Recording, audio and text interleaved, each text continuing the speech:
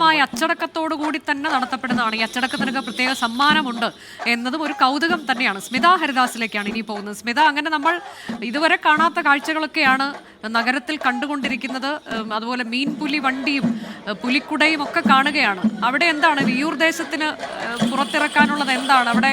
ഞാൻ അറിഞ്ഞിടത്തോളം ഒരു പുതിയ നഖങ്ങളൊക്കെയുള്ള പുലിപ്പാദം എങ്ങനെയാണോ ആ തരത്തിലേക്കൊരു പുതിയ പുതുമ കൊണ്ടുവരുന്നുണ്ട് വിയ്യൂർ ദേശം എന്നാണ്. അതൊക്കെ കണ്ടോ സ്മിത? അനുജ, ഞാനിവിടെ ഈ അരമണി കെട്ടി കിലുങ്ങുന്ന ഒരു പുലിക്കൂട്ടത്തിന്റെ നടുവിലാണുള്ളത്. ഈ പുലി നല്ല രസകരമായ ചൂടുവയ്പ്പാണ്. പുലിത്താളത്തിലൊന്ന് തുള്ളൂ ചേട്ടാ പ്ലീസ്. എന്റെ പേരെന്താ? പുലി വേറെ കളർ തുള്ളാമോ? നിങ്ങളൊന്ന് തുള്ളാമോ പുലി? യെസ്. ഇവിടെ ഒരു ചുവന്ന പുലിയുണ്ട് അനുജ. കേട്ടാ, ചുവപ്പ് പുലിയുണ്ട്. പല തരത്തിലുള്ള പുലികളാണ് നമ്മുടെ പുലിച്ചേട്ടന്മാരാണ്. അവിടെ പെൺപുലികളെ കാണാൻ പറ്റുന്നുണ്ടോ? ഒരു ഭയവുമില്ലാതെ 2 സ്റ്റെപ്പ് അടിക്കാനാണ് വരുന്നത്.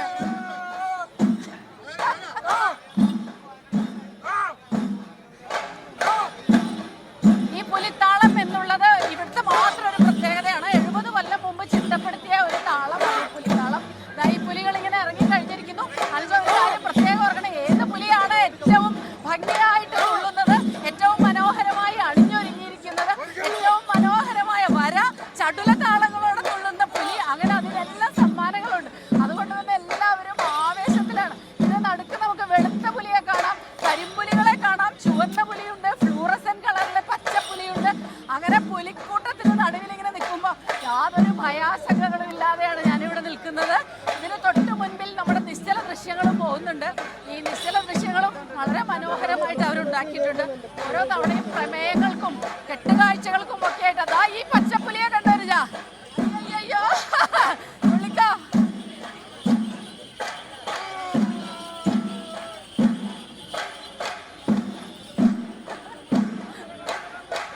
ഫ്ലൂറസൻ പുലിയാണ്, ഫ്ലൂറസൻ. നമ്മുടെ പുലിച്ചേട്ടൻ, സ്ഥിരം പുലിച്ചേട്ടൻ.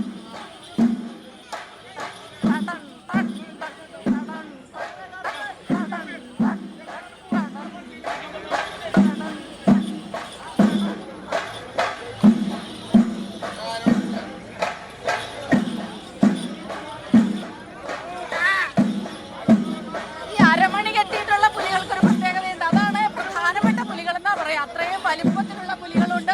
ഈ പുലി സംസാരിക്കാമോ? ശ്വാസം വിടണ പുലി? എത്ര കൊല്ലമായി പുലിവേഷം കിട്ടുന്നത്?